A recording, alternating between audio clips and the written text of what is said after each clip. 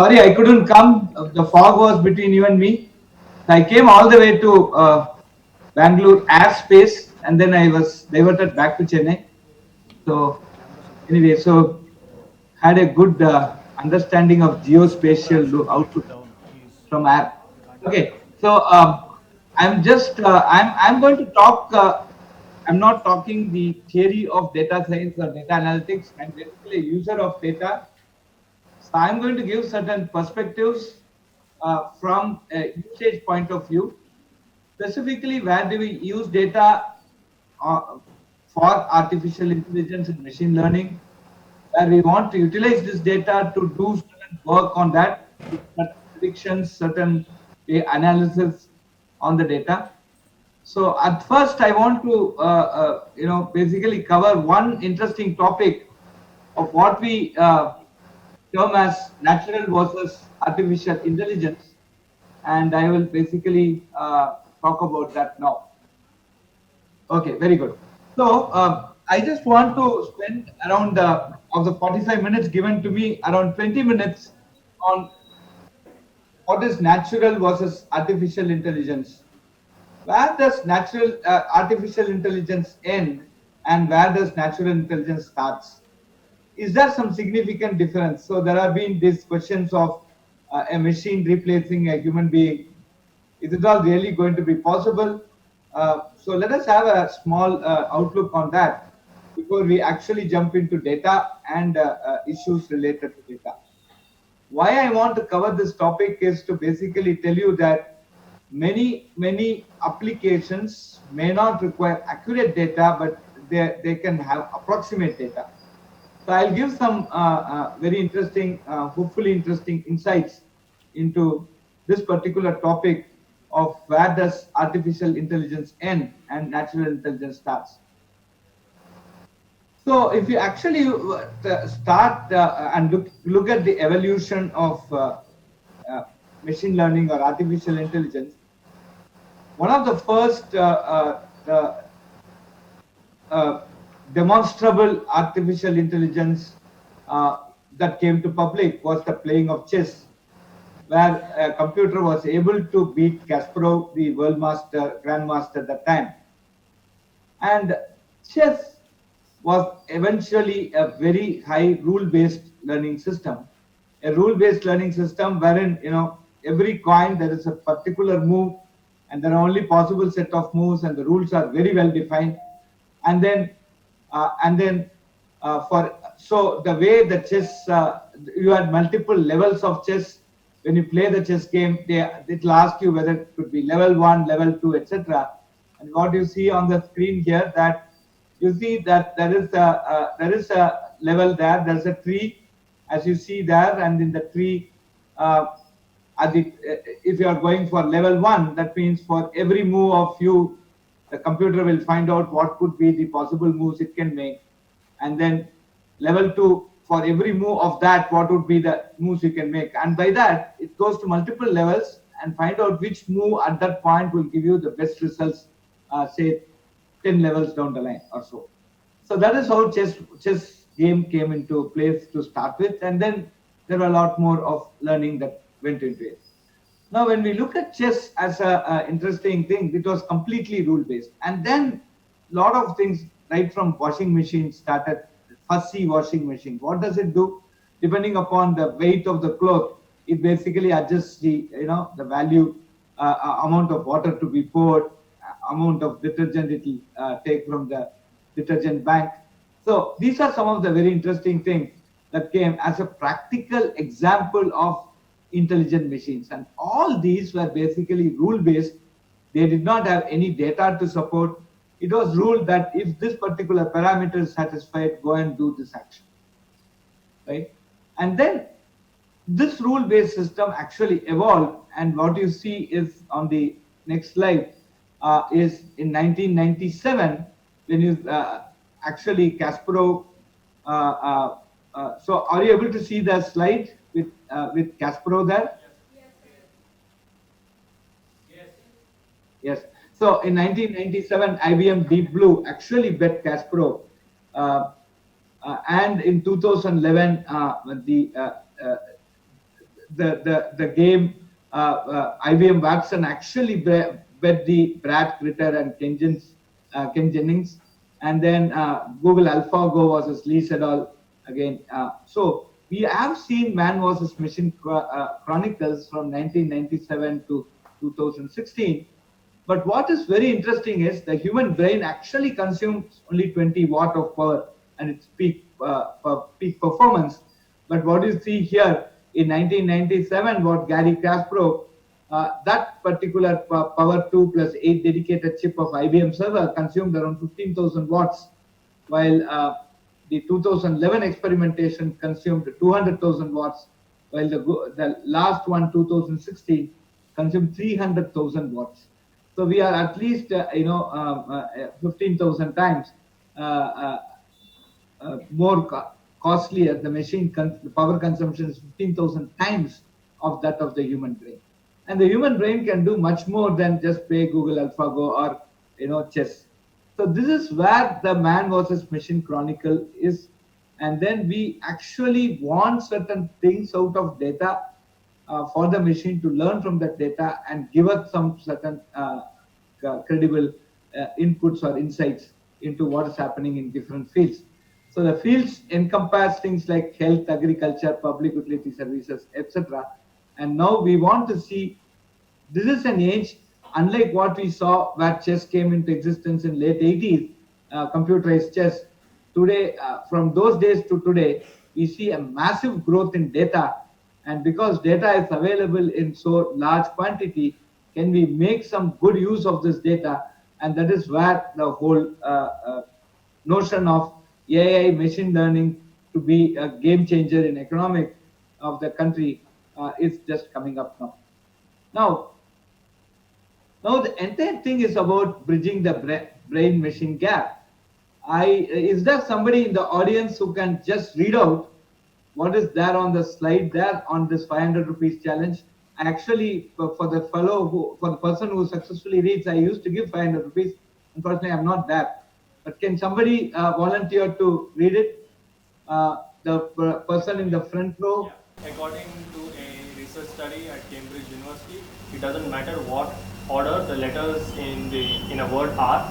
The only important thing is that the first and last letter be in the right place. The rest can be a total mess, and you can still read it without a problem. This is because the human mind does not read every letter by itself, but the word as a whole. Okay, great. Thank you very much. So what do we get by this? See, as you see, the brain is actually not reading everything there. The brain is actually reading the first and the last word, and then it also puts a lot of context into it, right? So there are some jumbles that you see where it can be there are two words that are possible from that, but then the correct word is actually fit there. So many things come here. So brain is actually approximate. So when somebody observes something and try to take some inference out of it, he or she need not necessarily see or hear the brain of him or her need not necessarily see accurate things there. It can take some approximate things, and from that approximate data it can extrapolate so much and come out with the actual make the correct decision or inference. So that is how the brain is made, and this is a proof for why it is. So brain is certainly is not looking for best. Brain is basically looking for the good.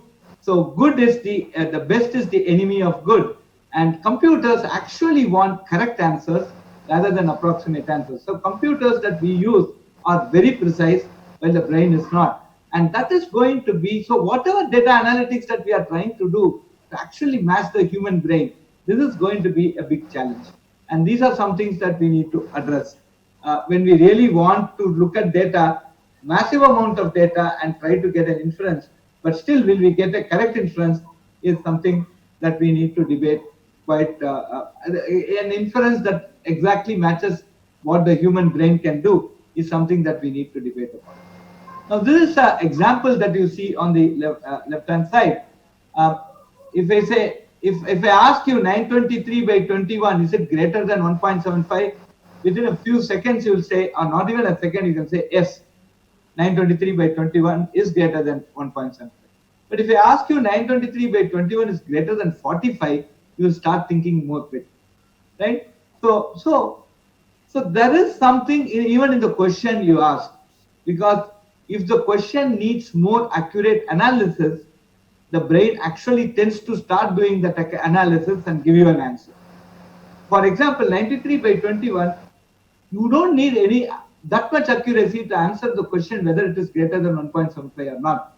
So the brain does not do any division that. It immediately tells you the answer is yes.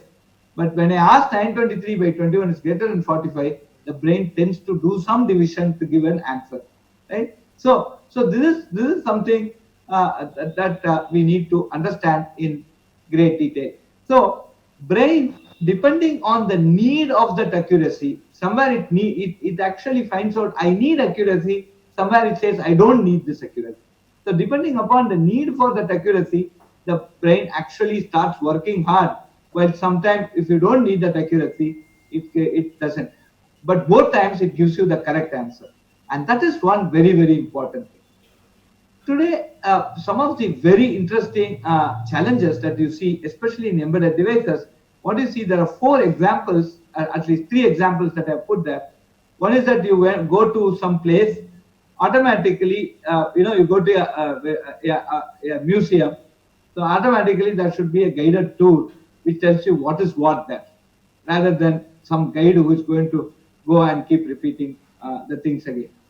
Similarly, you go to a place where the language is unknown, you can just focus your mobile phone. There should be a mobile app which will translate it for you. Access to city. What is written there, I don't know which language, but it becomes English when you see this. The other fascinating example that you see on the rightmost corner is a lady welcoming a person inside a hotel, and she's wearing a Google Glass, as you see that. And the Google Glass basically takes the picture of the guy, sends it to Google back, and then say, "Oh, this is this guy," and then you go and say hello. So you go to an unknown place and somebody says your name and welcomes you. I think that's going to be a big customer boost.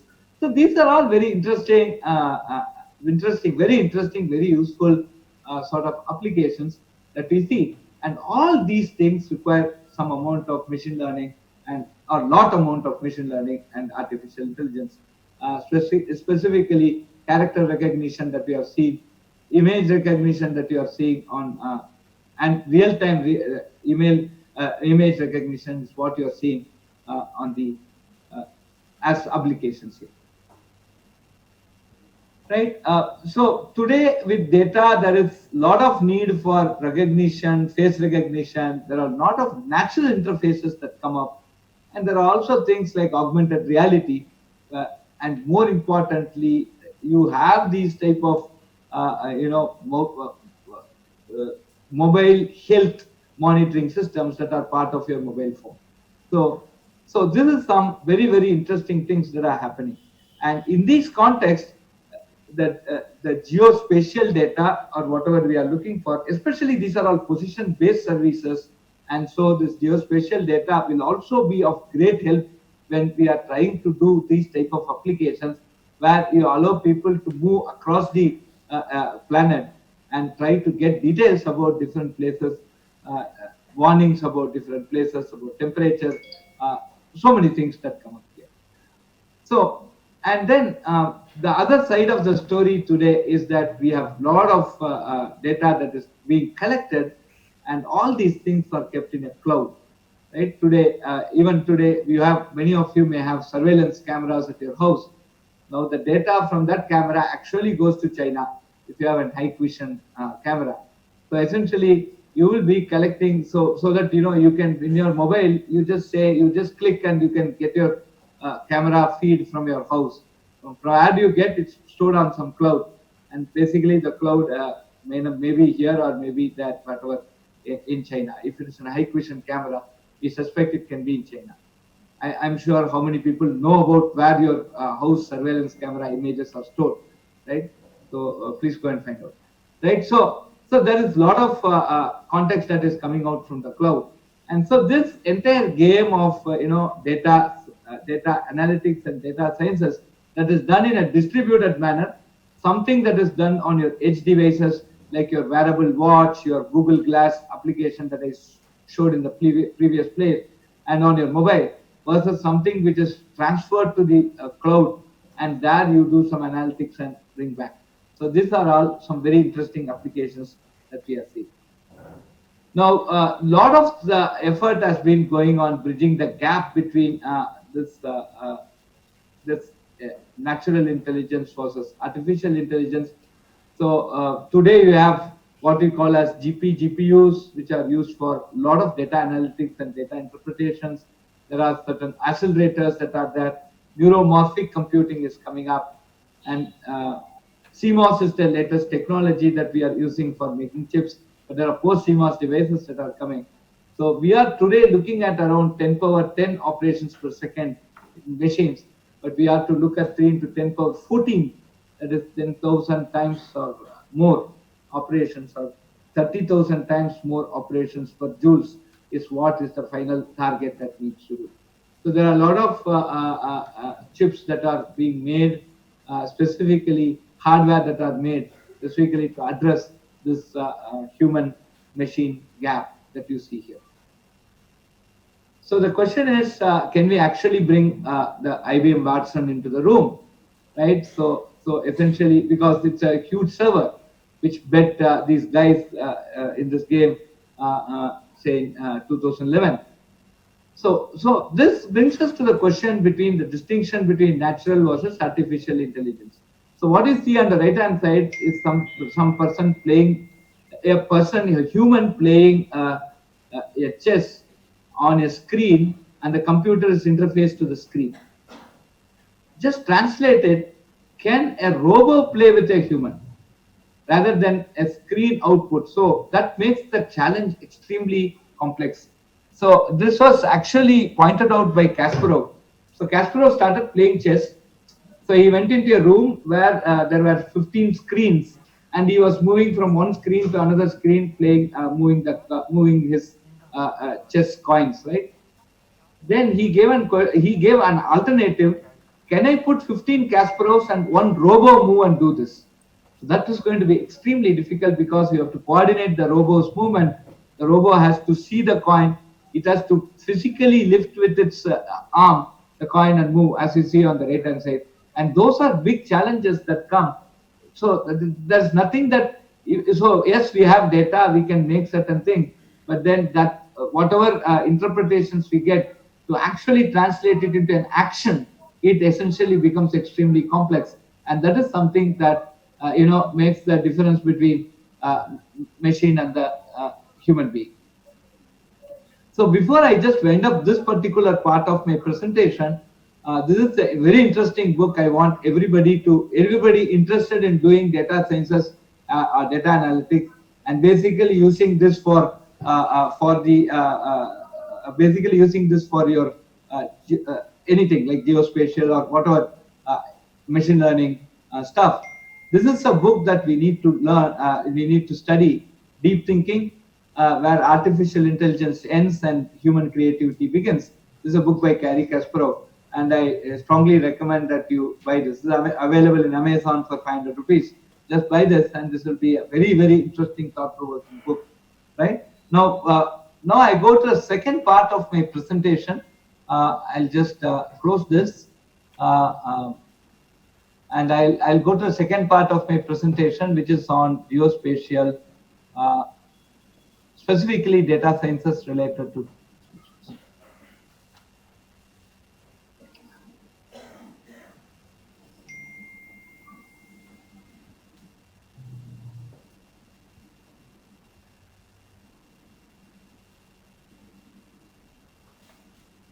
Right.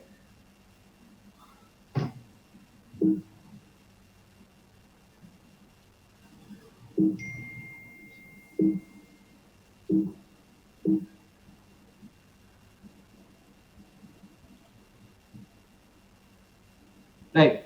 So, so we'll just give certain, we'll just look into some very interesting issues specifically with respect to data.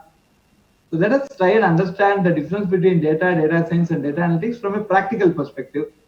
And currently, some things that we are discussing as geospatial data and its security. What are some of the implications of security implications, specifically of geospatial data? I'll just spend some 5 to 10 minutes to cover this particular topic before I open myself for questions, right?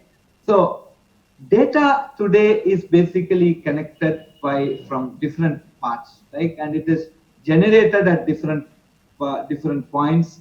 It is transmitted across different networks. It is stored at multiple places. It is processed, and it's also protected many times. So data today, that the data that I'm going to use to basically make certain decisions is not going to be from a single source, but it is going to come from multiple sources in multiple transmission mode, rather than what we have conceived of saying that we have data, something that is available on one system, and all those things come from that system. This whole game is now changing, right? So this modern data actually comes from many devices, starting from a small wearable technology to satellites, right? And now there is the imminent need for us to basically capture, collate, and condense this unimaginably massive volumes of data, and that leads to what we call as data mining and data science and data analytics. And these data are coming out at very fast pace. They are also extremely volatile. Some data that we see now may not be needed, say, a little time further. And then this data may not be persistent. So if you are interested, we need to store them in huge volumes and in varieties. And the most important thing is whether that data is authentic, whether there's some integrity of that data. All these things have to be taken care of. And the modern data can also be, just not social data that we are seeing or machine data, but it can also be certain transactional data. Like, for example, when we are looking at the cybersecurity domain, where we want to put AI there, the entire cybersecurity based on AI is going to be based on transactional data. It is not. It's not more than how the what the data is. We would be interested in how the data is generated. For simple example, if you look at cybersecurity, right, one of the data analytics that we need to do is, suppose your credit card is basically inserted in, say, Bangalore at this point of time. Next 15 minutes, it's inserted in, say, Pune. Then I need to give a warning. So here, the type of data is not that important. It is like how it is generated, from where it is generated, which position it is generated. That becomes extremely important. So these are some of the different manifestations of data sciences that come up, and for us to handle this. Now, before we even go into, of course, there are a lot of topics I saw in your workshop which are going to talk about how to handle these type of data, specifically from a geospatial perspective. I want to give a user perspective of what is this legal versus illegal data. Like, so when we think very deeply on this, it is the difference between black money and white money, right? I want to put certain questions in your mind before, because you are aspiring to be data scientists. Data is certainly a new oil, and with 5G technology coming up, that means more communication coming up, very fast communication coming up. This data is going to spread, data is going to be available in large volumes. So we are looking at a data era, and with this data, if we can sensibly start doing a lot of interpretations, I think we can do massive amount of, there's a massive commercial potential and also massive effective living things that we can do, in the sense that we can have a better quality of life by actually analyzing this data. But then we have to basically distinguish between legal versus illegal data. So let me pose you two problems, right? First problem, that see, suppose I ask this question, and I want you to put your hands up. I can just see you here. See, suppose you have a confidential paper in your house, you are reading it, but by mistake you kept it along with your newspaper, and this newspaper you one day you just gave it off to some fellow who's collecting waste paper. You put it in a waste paper mart. That person who is actually collecting this waste paper gets hold of your confidential paper. Okay, is it legal in his part to hold that paper or not?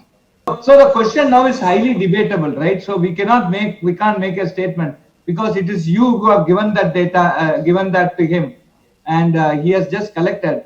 As far as he is concerned, it is a waste paper from your end, right? You consider it as same as the news that you read. So he is possessing that data. So now, if the police actually finds it in his room, like it's scattered in his room, and it finds a confidential data there, then I don't know whether he can be arrested or not. So these are very debatable things. But then the next step is he sees something interesting there, something inquisitive, then he gets some sensitive information, and he starts using that information, right? So first and foremost, the second question is that he gets the paper, he's not reading it. This, then whether it's legal or not, that itself is debatable. If he reads it, meaning he's accessing it, then whether it is legal or not, that's a much more debatable. After reading it, he finds something interesting and he uses that information. Whether it is legal or not is another question, right? So this is I'm just giving some case studies now, though I can't give the correct the real case study because that's confidential. But I've just made it as a story.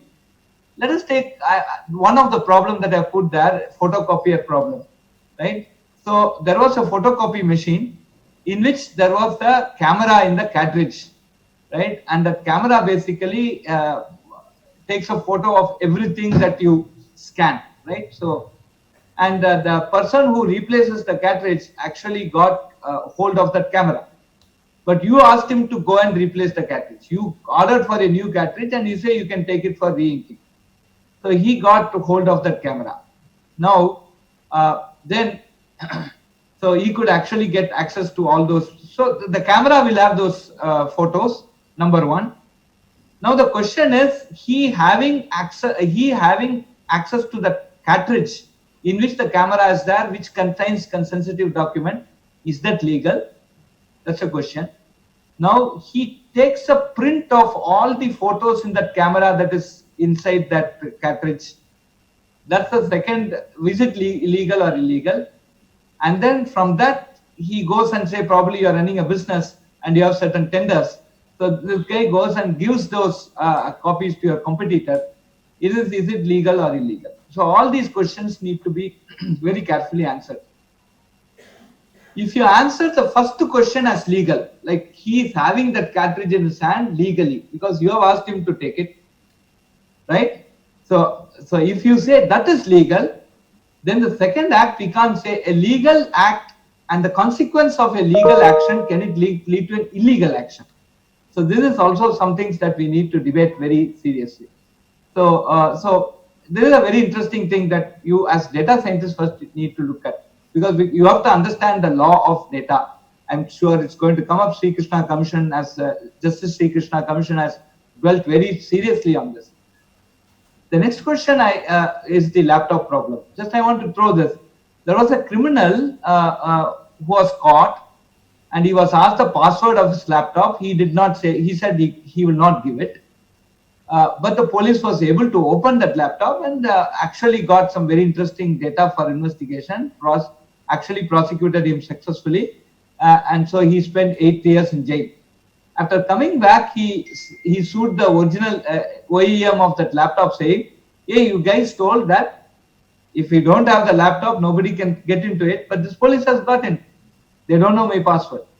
And that is why a lot of things started revealing that there is always a back door, trap door to enter every system, and every OEM will have. So though you have your password, the OEM can still enter your system without your password. So these things like this came up that time. No, but as a that opened up a lot more of what you really now call as privacy, say, anonymity, all these things, what is it essentially translating to if somebody can actually get into your system? So these are some of the points.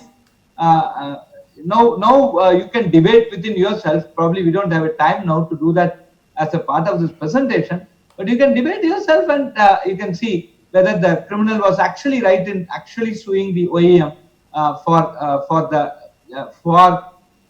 the facility that is available, that was made available in the laptop, where a police could log in without actually knowing the password. Okay, so the question about legal versus illegal data, again, where it is stored, how is it accessed, and how is it, after accessing, how is it used. So there are three dimensions to data, and that we need to look at. So what is data science? Data science is where data comes from, what it represents, and how it can be turned into a valuable resource is the creation of strategies. So this is the entire field of data science basically looks at this, right? And then you create a strategy, but based on an illegal data, will the strategy actually become illegal? So these are all some things that we need to very carefully debate, especially when we are looking at data of this nature, where we are collecting data from some other satellite, may not be an Indian satellite, and somewhere we are sharing that data. So what is it? So like how we have sometimes we buy certain equipments, they say from say some country like US, they say that you should not use for certain applications, and we sign it. Similarly, will the data now come, especially geospatial data? It is quite enormous availability across. Will that come with such caveat that you will not use it for some strategies like that? So these are some things that we need to look at very seriously. And this is a multidisciplinary field, and it uses a lot of scientific methods, processes, algorithms. And so one of the things that in IIT, for example, IIT Madras, 11 departments actually work. There are at least faculty, one, not two faculty, at least one faculty in each of the 11 departments who work in data sciences. And there are at least 4 to 5 different manifestations of data analytics course that are taught in the institute for different types of application domains, etc. So this is essentially a very big multidisciplinary field, and it employs techniques across from mathematics, statistics, information science to computer science. And today we find that data that comes out of chemical engineering department is huge, much huge. It comes out of ocean engineering department is much huge.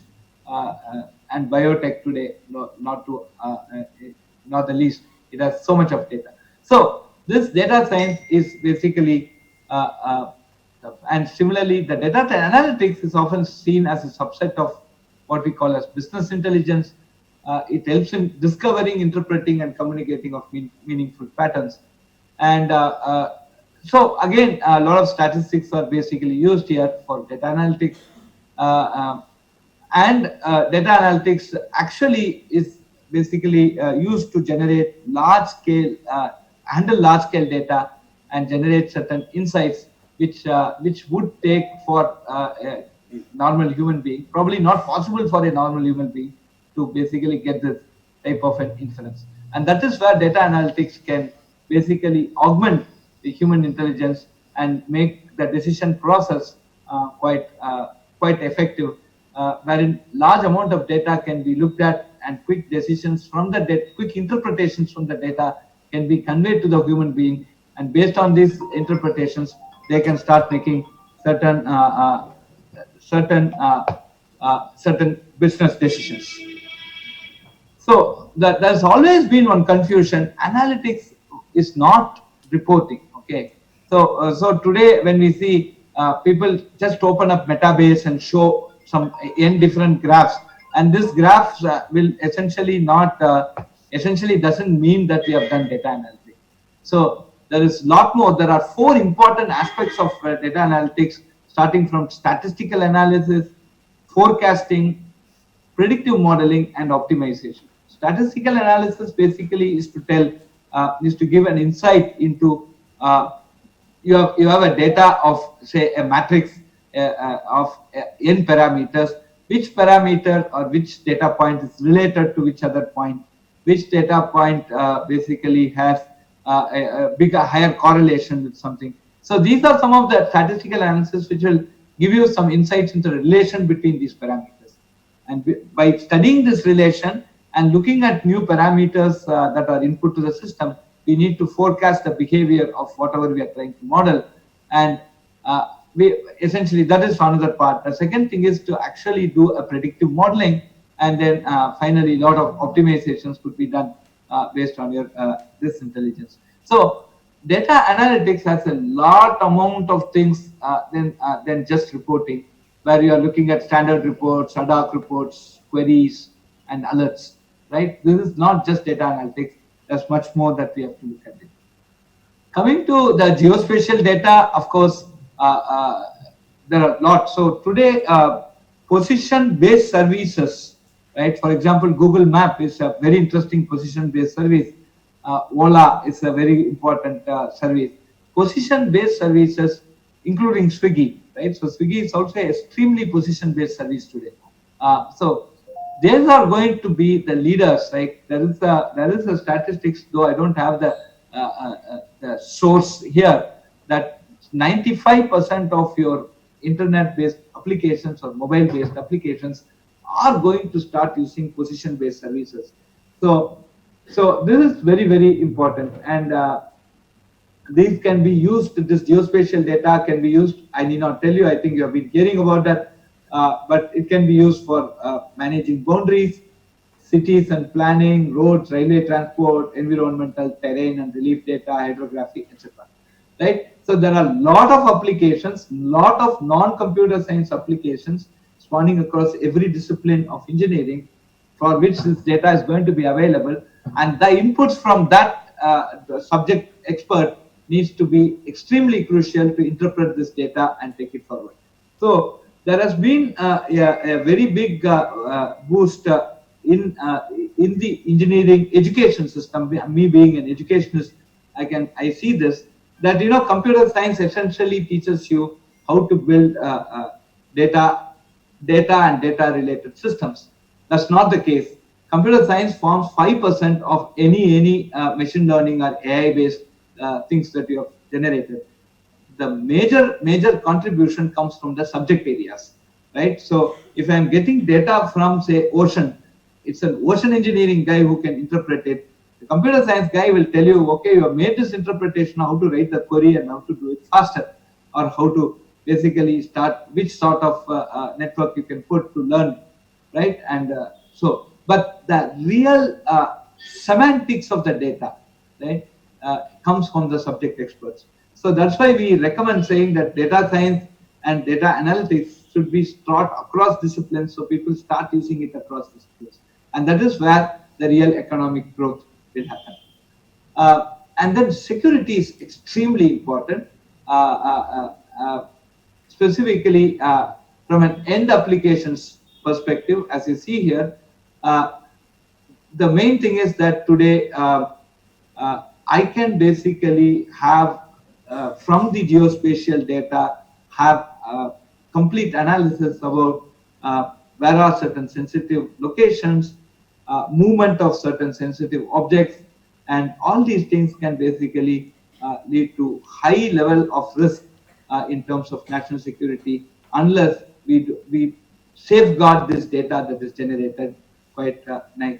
So this is very, very important. So geospatial data can be completely misused or used for actually launching a very tough war, and it can also be basically a threat to certain critical installations, and to a large extent it can also be a threat to your own privacy, because if you have very focused things on your infrastructure, this can create a very big security as well. So this is one very important. Security and privacy becomes extremely important when you look at this geospatial data. And then from a web application perspective, again, there is a lot of important threats to security and privacy that comes up here, and that is essentially very important from us. that we need to secure this data. So, so and when the geospatial data is generated, it's going to be in large volumes. So we need to have a reasoning, what we call as a semantic reasoning software, which could be developed to check out whether this data is legal or illegal, can it be shared or not shared, whether certain privacy laws are obeyed or not, because different countries have different privacy laws. And then when we try to have these type of data being circulated, data being handled, and interpretation being made, that's a huge affair of how to get certain security things embedded in this. Now, for people who are wanting to do this large amount of data, IIT Madras has a open source data stack. Please note down the website datalibre.org.in. It's a set of open source tools which essentially we have built a complete data analytics stack. Wherein we are also giving interfaces like Predict.io, where you can basically write certain machine learning algorithms and then see how machine learning works on your data, right? And so it's a set of open source tools we have, starting from Hadoop, Hive, Presto, Metabase, Apache, a bunch of Apache, R, ClickHouse, DB, etc. And this provides a very scalable and cost-effective nil-cost big data infrastructure. And a common data model is created for banking, insurance, sales, and marketing, and human resource management. But then this can be used even for your geospatial stuff. And we have a set of built-in dashboards and a full-scale FRM as an example, right? So these things, and there's also certain performance monitoring tools available here. So this is one website I suggest that you guys can go and look in, so that you can quickly start your data analytics with zero cost, and that on your laptop, so that you get a good grip of what you're trying to do, right? And we believe that we already have at least 2 to 3 commercial installations of this. So this is a free source, but people have taken it and customized and started using it. So you can also start looking at it in great detail. So this is what I had, and I thought this is what I should convey today. So I open up for questions. How many questions possible? I leave it to the moderator there, and we can take forward. Thank you very much.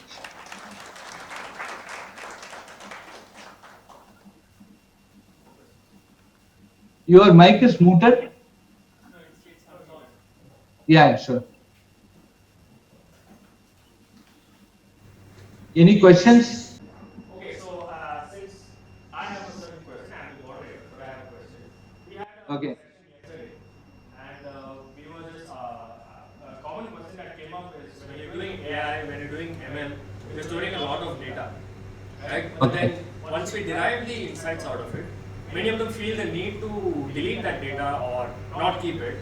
But then there are some dependencies, there may be some signatures which are important to us. So at the end, we'll be storing so much data, even when it comes to governance. I can quote some examples, but storing such huge amounts of zettabytes of data in a hope that somewhere in the future this will be useful. Is there any go around? Is there any way to get around it? So the answer is quite straightforward.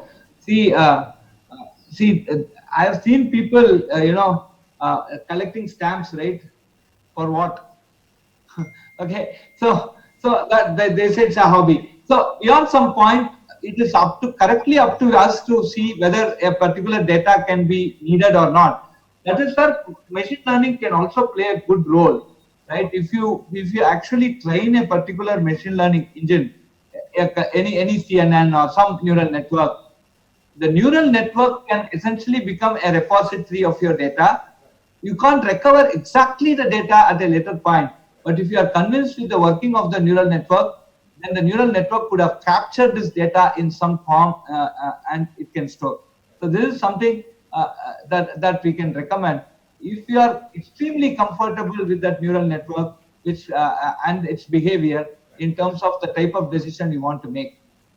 So this is one. The second thing is, of course, there are a lot of compression techniques today you can store. today a 6 terabyte or 6 terabyte disk is 3,500 rupees. So we can store a lot of data. But one of the important thing is the PDF I used during my or the Kai writer I used when I did my PhD, say 30 years, 30 so 26 years before. Today it's not opening. So they also say that PDF is also not stable. So they say if you have JPEG images, so there's some analysis that are done that if you use MP4 and JPEG, these are some things that will stand for long time to come. So there's also a need. So not only that you are storing a lot of data, but can you read it after some time? That itself is another question. And so that is also that we need to keep. And always we think of data, we only think of ASCII text and characters, but the data can also be in terms of images. I saw the previous speaker actually showing a lot of images there, and each image is a data point for us. So these are all some of the interesting things that come out. But I don't see a challenge. The challenge is not in storing the data. You could have a lot of hard disk, but the challenge is whether on the day when you want to retrieve it, will the hard disk work? Will there be a driver for the hard disk? Whether that format will be there? These are some of the very interesting things that we need to answer, right? And there are certain bigger things that are happening from a biological perspective today. So there are people who say that they could actually have storage done in as some mutation of genes or something like that. So they basically store the data in a DNA as a DNA as a AGCT stuff, and then they grow the DNA, and then when they want to retrieve the data, they cut out the DNA and then decipher it from that. So this is one very interesting research that is happening also. So people are looking at multiple ways of handling this scale of data.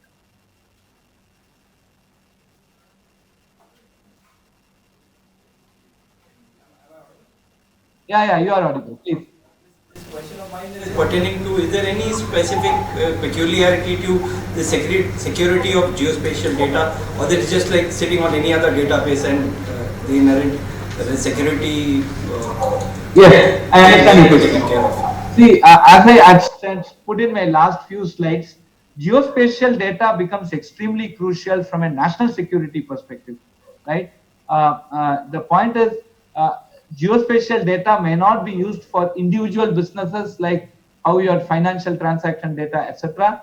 But geospatial data is actually used for, can be used for a lot of constructive things, especially during disaster recovery and other type of crime. But then this can also become a major threat to your national security, because a geospatial data can reveal the entire topology, entire geometry of your entire country, right? And that makes this whole thing extremely important. The second thing is today, people actually use geospatial data to monitor, say, for example, illegal constructions, right? We can do that, right? So these type of things, that if you start monitoring those type of things, right, then uh, we need to basically have an authenticity of this. So people should not fudge it. So there should be a much more accurate sensing of this data. So when you look at data, there is something like the integrity of data, which basically talks about the accuracy and correctness of the data, and then the basic non-leakage of the data, which is security. Both from a security and integrity of the thing, from a national security perspective, the geospatial data becomes extremely crucial. Then, because a leakage of that can lead to a major national problem rather than a localized institutional problem. So that is why, if you take some of the GPS, for example, they have two types of GPS, right? One is the reserved and another is the civilian. This is the first instance where the same data, GPS data, is available to all of us. From the satellite, we actually collect this data in some form, right? We interpret that and we find the location. So the accuracy with which a military can do, or whatever restricted services can do, versus the accuracy with which a civilian can do, are different, right? So that is very important. So this is one simple manifestation of that, right?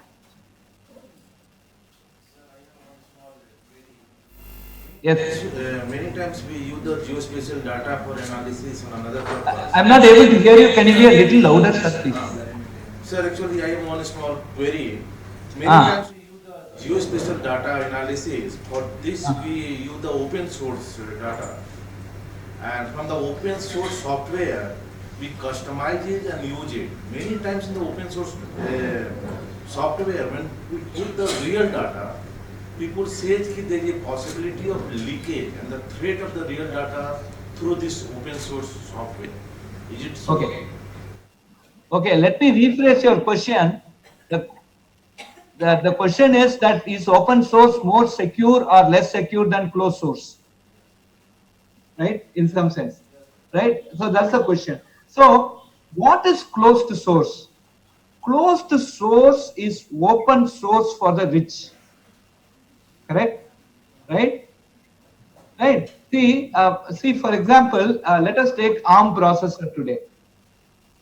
What we hear is ARM processor per se has been given to all countries as a license. So these countries have access to their complete source code of ARM. You and me, we don't have money, we can't see the source code, right? So the rich fellow, the closed source is the open source for rich.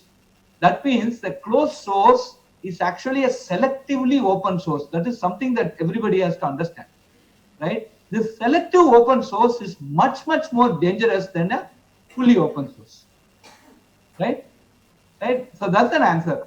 So now that is why today outstanding example, I don't want to name an operating system, but look at Linux and look at Kidiki. Hindi mein, translate karo English mein. Right? I'm not saying it. Okay. Right. Right. Now see this difference. Right. So that is something that's something that you need to see. So where is open source and where is closed source? So open source, closed source is open for the rich. Selective openness is much, much more dangerous than common openness. So this is my answer to your question.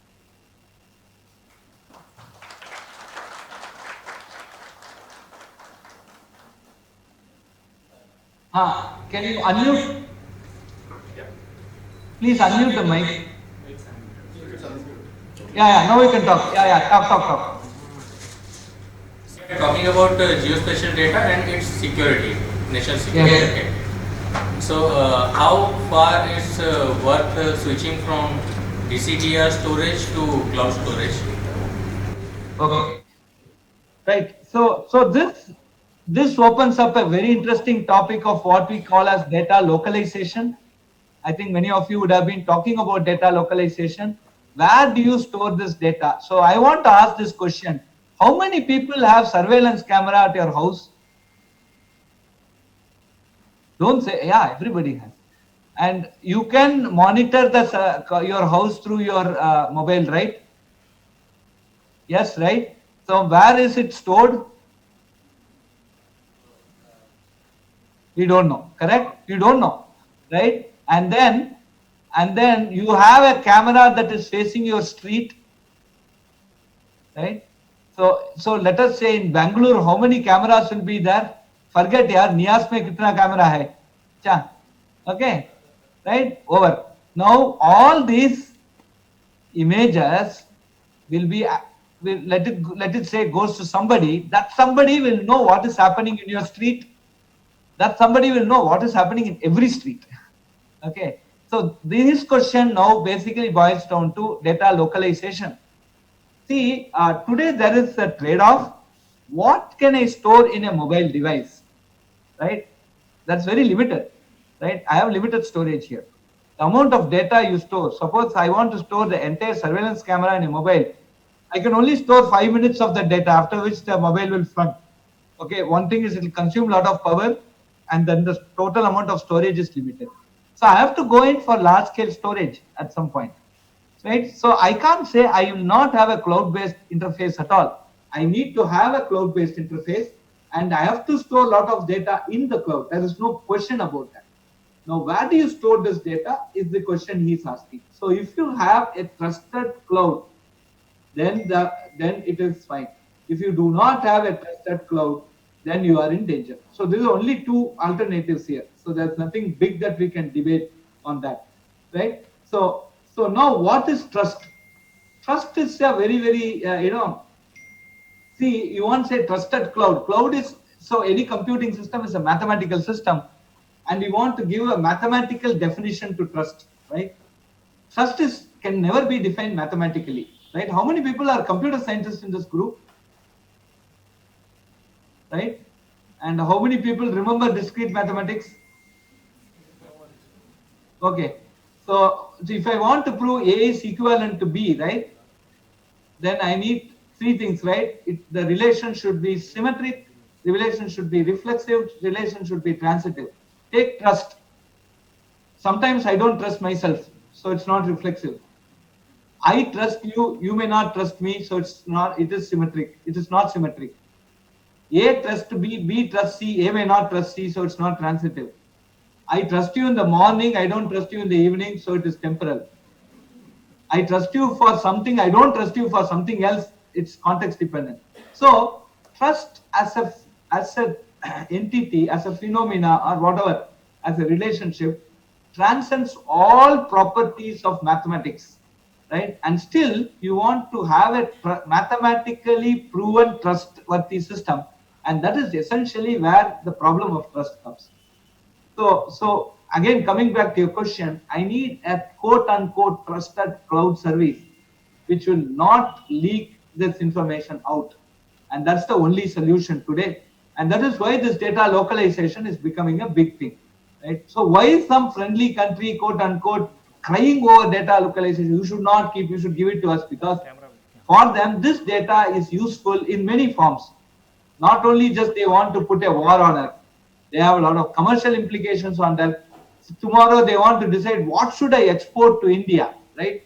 They will find out what every people visit on a day, on which commercial sites or retail sites they are visiting. So then they can make a decision on what is India's needs, say to, or they may also see that India is moving pro-Indian, so how to bring back to them pro non-Indian, right? So like now we are all wearing pant and shirt. Now it's not our traditional design. So somebody should have designed, okay, pant and shirt is made for India, so export pant and shirt. Put beautiful actors, smart actors with pant and shirt, so that the mindset changes. So all these things they can bring a economic revolution. I'm not bothered. Personally, I'm bothered about a cultural revolution. They can bring a nasty cultural revolution which can kill our country. So these are some of the biggest things that this cloud leakage can do. So this is the question. So cloud, we have to live with the cloud, but how well we have to live depends upon the completely ambiguous term called trust. And we have, that's the irony and that's the challenge. Thank you very much. I hope I made sense.